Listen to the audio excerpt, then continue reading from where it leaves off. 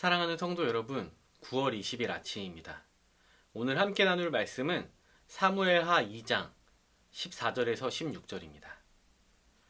아브넬이 요압에게 이르되 원하건대 청년들에게 일어나서 우리 앞에서 겨루게 하자.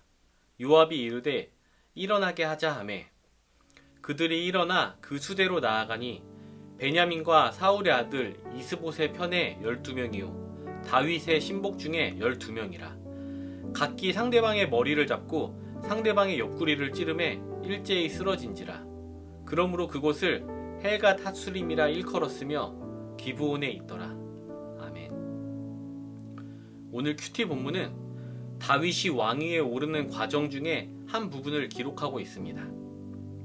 사울은 블레셋과의 전쟁에서 패했고 그 결과 목숨을 잃게 됩니다. 요나단과 다른 아들들도 그 전쟁에서 목숨을 잃었습니다. 이스라엘이 패배한 소식은 슬픈 소식이었지만 다윗 진영의 사람들에게는 안도의 소식이기도 했습니다. 다윗의 목숨을 노리던 자가 사라졌고 다윗은 왕위에 오르는 일만 남은 것 같았습니다. 그러나 오늘 본문은 그 과정이 쉽지 않았음을 보여줍니다. 유다 족속은 다윗을 자신들의 왕으로 삼았습니다. 사울의 군사령관이었던 아브넬도 발빠르게 움직였습니다. 사울의 남은 아들이었던 이스보셋을 왕으로 세우고 세력을 재정비했습니다. 그렇게 이스라엘은 두 개의 왕조로 나뉘게 되었습니다. 이스보셋 진영과 다윗 진영의 사람들이 기브온에 모였습니다. 두 진영 간에 긴장감이 감도는 가운데 아브넬이 요압에게 제안합니다. 청년들을 보내서 서로 겨루게 하자. 일종의 대리 전투입니다. 각자 군에서 유능한 청년들을 선발해 내보냈습니다. 그 결과는 우리가 읽은 본문대로입니다. 24명의 청년들이 서로 상대방의 옆구리를 찌르고 모두 쓰러졌습니다. 앞날이 창창했던 젊은이들이 그렇게 목숨을 잃고 말았습니다. 당연하게도 양 진영의 대치는 그런 대결로 마무리될 수 없었습니다. 서로 한치의 양보도 없었고 포기하는 일도 없었습니다. 그렇게 서로를 죽고 죽이는 전면전이 일어나게 되었습니다. 두 진영 다 물러설 수가 없었습니다. 왜냐하면 이루고자 하는 바가 있었기 때문입니다. 하나님이 사무엘을 통해 다윗에게 기름을 부으셨습니다. 그렇기에 다윗은 자격을 갖춘 사람이었습니다. 다윗을 따르는 사람들은 당연하게도 다윗이 왕이 되어야 한다고 생각했습니다. 그러나 이스봇의 진영의 사람들은 그렇게 생각하지 않았습니다. 혈통을 중요하게 생각하던 시대에 왕의 아들인 이스보셋은 왕의 자격을 갖춘 사람이라고 생각했습니다. 이스보셋 진영의 사람들은 당연히 그래야 한다고 생각했습니다. 두 진영 모두 자신들의 행동이 당연하고 정당하다고 생각했기 때문에 전쟁이 일어나는 것 또한 당연한 일이었습니다. 그렇게 비극이 발생하게 되었습니다.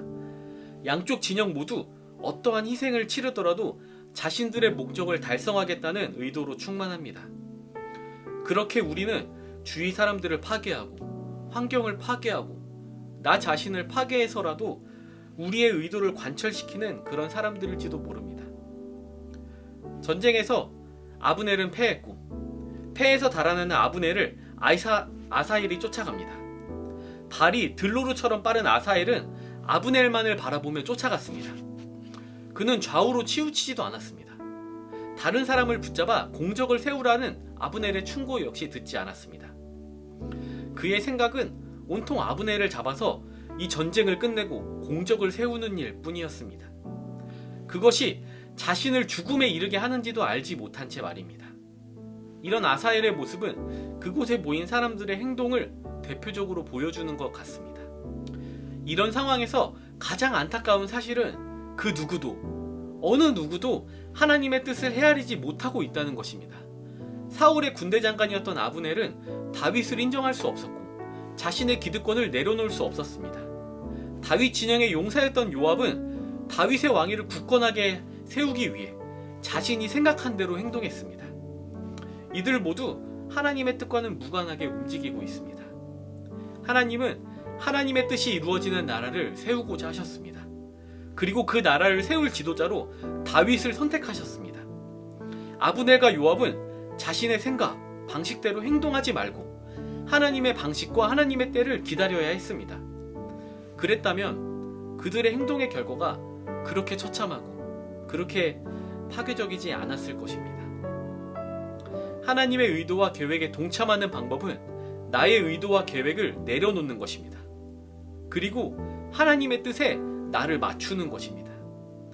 내가 하는 일이 마땅히 해야 하는 일처럼 느껴진다고 할지라도 그것을 포기할 수 있어야 합니다. CCM 중에 한웅재 목사님이 작사 작곡하신 소원이라는 곡이 있습니다. 그 곡의 가사의 일부분을 읽어드리겠습니다. 삶의 작은 일에도 그 마음을 알기 원하네. 그 길, 그 좁은 길로 가기 원하네. 나의 작음을 알고 그분의 크심을 알며 소망, 그 깊은 길로 가기 원하네. 삶의 한 절이라도 그분을 담기 원하네. 사랑, 그 높은 길로 가기 원하네. 사랑, 그 좁은 길로 가기 원하네. 그 깊은 길로 가길 원하네. 사랑하는 성도 여러분, 우리의 삶에 단 한 절이라도 하나님의 성품을 닮아가는 성도들이 되시기를 예수님의 이름으로 축복합니다. 기도하겠습니다.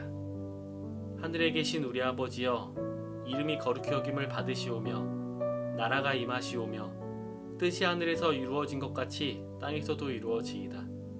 오늘 우리에게 일용할 양식을 주시옵고 우리가 우리에게 죄 지은 자를 사하여 준 것 같이 우리 죄를 사하여 주시옵고 우리를 시험에 들게 하지 마시옵고 다만 악에서 구하시옵소서.